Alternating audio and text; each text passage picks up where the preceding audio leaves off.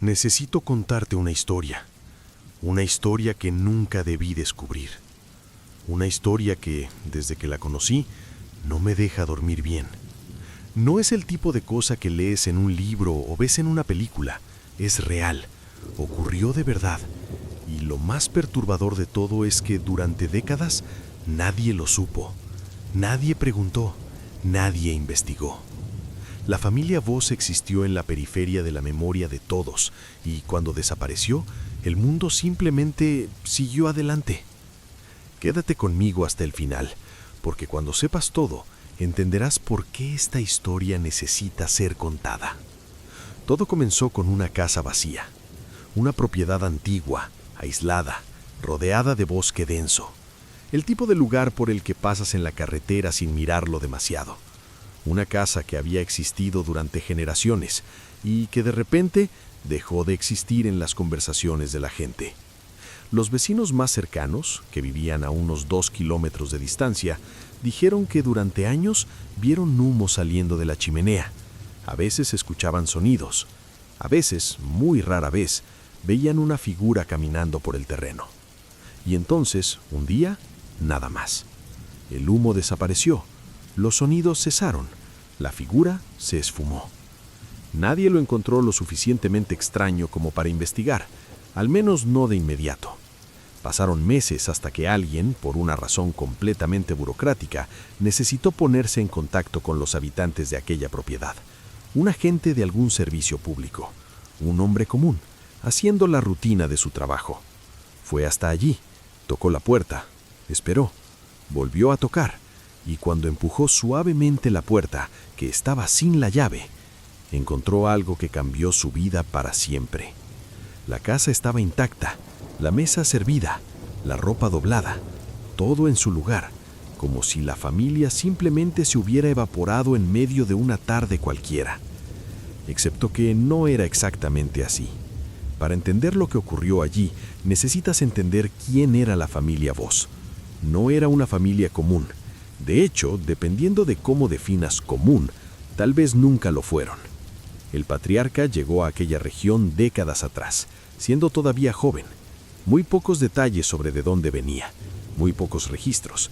Compró la tierra, construyó la casa con sus propias manos y comenzó una vida que, vista desde afuera, parecía simplemente aislada, introvertida. El tipo de familia que prefiere su propia compañía a la de los demás. Se casó, tuvo hijos. Los hijos crecieron sin asistir a una escuela normal, sin participar demasiado en la comunidad de alrededor. Cuando alguien se cruzaba con algún miembro de la familia en un pueblo cercano, describía personas calladas, educadas incluso, pero con algo en la mirada que era difícil de nombrar. Con el tiempo los hijos crecieron. Algunos se casaron y llevaron a sus parejas a vivir dentro de la propiedad. Tuvieron hijos. La familia fue creciendo, pero siempre dentro de aquel mismo terreno, aquel mismo mundo cerrado. Desde afuera, la impresión era la de una comunidad autosuficiente. Cultivaban, criaban animales, producían casi todo lo que necesitaban. Rara vez dependían de algo del exterior, y cuando lo necesitaban, iban, compraban y regresaban, sin conversaciones innecesarias, sin vínculos. Pero ahí es donde empieza lo que nadie veía. Con los años comenzaron a surgir relatos aislados. Una mujer que se había casado con uno de los hijos mayores de los Voss y que algunos meses después dejó de ser vista por sus familiares externos. Su familia intentó contactarla. Les dijeron que estaba bien, que había decidido cortar los lazos. Y durante un tiempo todos aceptaron esa explicación. No fue la única. Hubo al menos 3 casos documentados de personas que entraron en la órbita de la familia Voss y simplemente desaparecieron de la perspectiva del mundo exterior. En todos los casos, siempre había una explicación razonable. Ella quiso alejarse de su familia. Él decidió empezar una nueva vida. La gente lo aceptaba porque era más fácil aceptar que investigar. Da miedo la facilidad con la que hacemos eso. La forma en que la mente humana prefiere la explicación más simple, incluso cuando algo, en el fondo, se siente mal. Cuando el agente entró en aquella casa y encontró la mesa servida y la ropa doblada, quedó tan perturbado que llamó a las autoridades ese mismo día. Y lo que las autoridades encontraron en los días siguientes fue uno de los descubrimientos más inquietantes en la historia de aquella región. La propiedad era mucho más grande de lo que parecía desde afuera. Había construcciones secundarias escondidas entre la vegetación, depósitos, pequeños anexos. Y en uno de esos anexos, detrás de una puerta de madera gruesa, una serie de registros, cuadernos, diarios, documentos escritos a mano a lo largo de décadas. Y fue en esos cuadernos donde la verdadera historia de los Voss comenzó a aparecer. El patriarca no era solamente un hombre que prefería el aislamiento. Era alguien que creía, con una convicción absoluta e inquebrantable, que el mundo exterior representaba una amenaza existencial para su familia. No en un sentido metafórico, en el sentido literal. En sus diarios, describía al mundo exterior como una fuerza corruptora, algo que envenenaba el alma, que destruía los verdaderos vínculos entre las personas, que transformaba a los seres humanos en máquinas vacías. Y mucho antes de tener hijos, ya había decidido que protegería de ese veneno a cualquiera que llegara a amar. La lógica interna de sus pensamientos era perturbadoramente coherente. No estaba loco en el sentido clásico, no escuchaba voces, no tenía delirios desconectados de la realidad. Tenía una filosofía, una visión del mundo estructurada, detallada, desarrollada a lo largo de décadas dentro de aquellos cuadernos. Y esa filosofía tenía reglas. La primera regla era el aislamiento total. Nadie de afuera podía entrar sin un largo proceso de evaluación.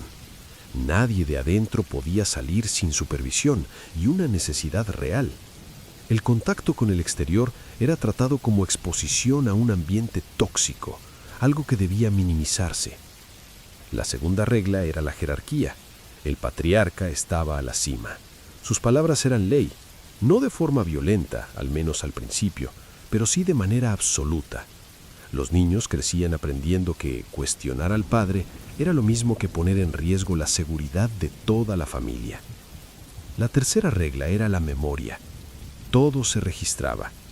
Todo. Los cuadernos no eran simples diarios personales. Eran registros de comportamiento, obediencia y desviaciones, una especie de vigilancia interna permanente. Cada miembro de la familia sabía que sus acciones podían quedar documentadas, y documentación significaba juicio.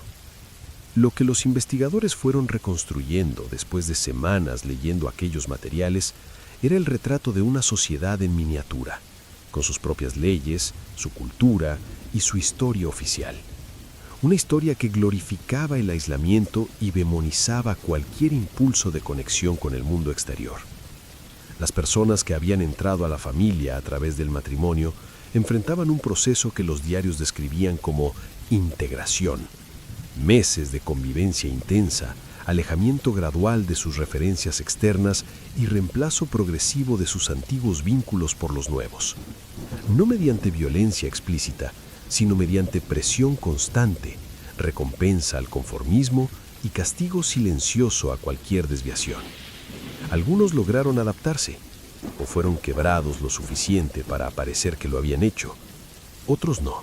Y los diarios registraban lo que ocurría con aquellos que no conseguían integrarse de una manera que les tomó tiempo entender a los investigadores. El lenguaje era codificado, eufemístico. Hablaba de retorno al estado de origen y liberación de la tensión. Frases que, fuera de contexto, sonarían casi espirituales. Dentro del contexto de aquella propiedad, significaban otra cosa. Mientras las autoridades investigaban los documentos, otros profesionales comenzaron a mapear todo el terreno de la propiedad. Era enorme, más de 8 hectáreas de tierra, gran parte cubierta por vegetación densa que había crecido sin control durante décadas en algunas zonas. Y fue durante ese mapeo cuando ocurrió el segundo gran descubrimiento. En una parte del terreno muy alejada de la casa principal, escondida por maleza que probablemente nadie limpiaba desde hacía muchos años, había una serie de marcas en el suelo, pequeñas, discretas, el tipo de cosas sobre las que caminarías sin notarlas. Los especialistas llamados al lugar identificaron rápidamente lo que eran. Sepulturas. No había lápidas, no había marcas formales, solo algunas piedras colocadas discretamente que para cualquier persona común parecerían casuales, pero seguían un patrón. Un patrón que los investigadores comenzaron a registrar con creciente incomodidad. El número final nunca fue confirmado públicamente con precisión, pero las investigaciones apuntaban a por lo menos 11 lugares de ese tipo, distribuidos a lo largo de aproximadamente 40 años.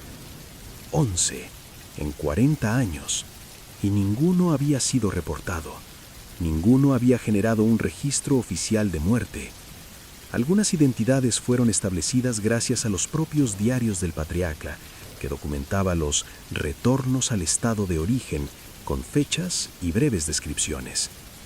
No había evidencia de brutalidad explícita en la mayoría de los casos. No había señales de violencia masiva.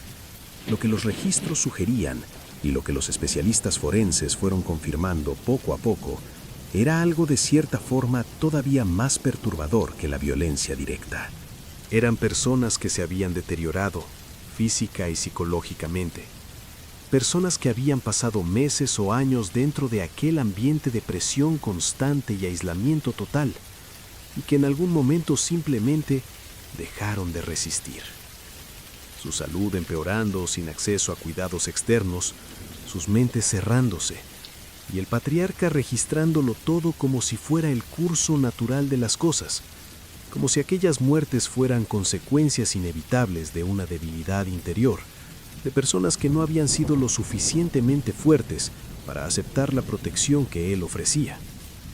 La frialdad de esos registros era lo que más afectaba a quienes los leían. Pero entonces, ¿dónde estaba la familia? Esa era la pregunta que todos se hacían.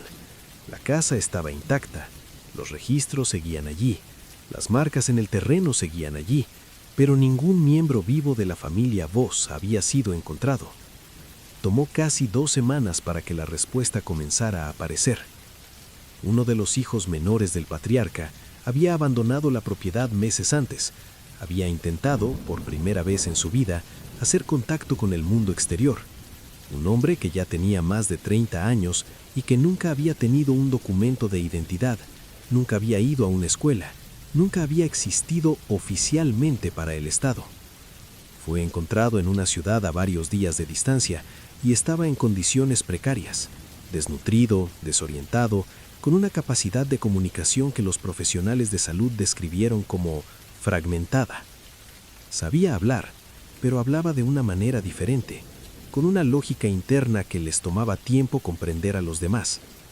Cuando finalmente lograron establecer una comunicación estable, después de días de trabajo con especialistas, la historia que surgió fue la de alguien que había crecido en un mundo completamente separado de cualquier referencia externa, que nunca había visto televisión, que conocía el mundo exterior principalmente a través de las descripciones de su padre, un mundo de decadencia y peligro, que había llegado a la adultez sin haber tenido nunca un amigo fuera de la propiedad, sin haber tomado jamás una decisión que no estuviera dentro de la estructura creada por el padre, y que había salido porque el padre había muerto. El patriarca había muerto por causas naturales meses antes, y sin él, la estructura que sostenía aquella sociedad en miniatura simplemente colapsó. Sin la figura central, sin la fuente de la ley, las personas dentro de aquella propiedad no supieron qué hacer. Algunos se quedaron, otros se fueron en distintas direcciones. El joven que había sido encontrado dijo que no sabía dónde estaban los demás. Dijo que cada uno había tomado un camino distinto. Dijo que la mayoría nunca había aprendido a existir fuera de aquel lugar y que sin el padre para guiarlos, cada persona estaba simplemente perdida.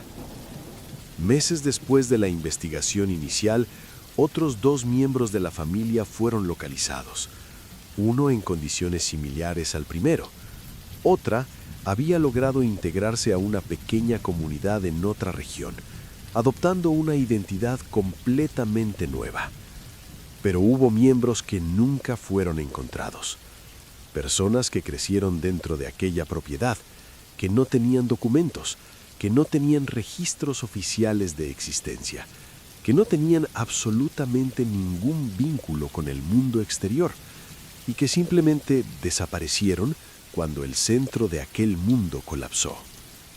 Nadie sabe dónde están hoy.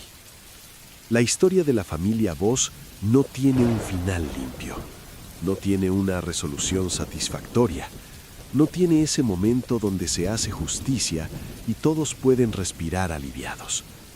El patriarca murió antes de cualquier investigación. Los crímenes documentados en los diarios, los 11 entierros sin registro, las personas que desaparecieron dentro de aquellas reglas, nunca fueron juzgados oficialmente. Las víctimas identificadas, aquellas que no tenían familia externa buscándolas, ni siquiera recibieron el mínimo reconocimiento público. Y los sobrevivientes, esos hombres y mujeres que salieron de allí sin saber qué era un supermercado, sin entender cómo funciona un banco, sin haber usado internet, sin haber tomado jamás una decisión verdaderamente libre, están en algún lugar intentando aprender a existir en un mundo que nunca los conoció. Lo que me persigue de esta historia no es el horror de los entierros sin registro, no es la frialdad de los diarios, ni siquiera es la cantidad de años que todo esto duró sin que nadie se diera cuenta. Lo que me persigue es la velocidad con la que las personas aceptaron las explicaciones simples. Ella quiso alejarse de su familia. Él decidió empezar de nuevo. Solo son una familia callada. No les gustan las visitas. Durante 40 años, las preguntas que debieron hacerse nunca se hicieron. Las señales que pudieron verse nunca fueron vistas, o fueron vistas e ignoradas porque cuestionar requería esfuerzo, porque la vida sigue, porque lo que ocurre más allá de mi jardín no es mi problema. La familia Voss no existió en un vacío, existió al lado de otros seres humanos, y esos seres humanos, personas comunes, decentes, que no querían hacerle daño a nadie, simplemente no miraron lo suficiente. Ese es el verdadero horror de esta historia, no el monstruo con cuernos, no la entidad sobrenatural, no el asesino psicópata de las películas. Es nuestra increíble capacidad de no ver lo que está justo frente a nuestros ojos cuando verlo exige un poco de esfuerzo. Es la facilidad con la que un ser humano puede construir un mundo aparte dentro de nuestro propio mundo durante décadas y prosperar en el silencio que todos nosotros aceptamos colectivamente mantener. La familia Voss terminó, pero la condición que permitió que existiera durante tanto tiempo sin que nadie hiciera nada, esa continúa y seguirá existiendo mientras prefiramos la explicación fácil antes que la pregunta incómoda.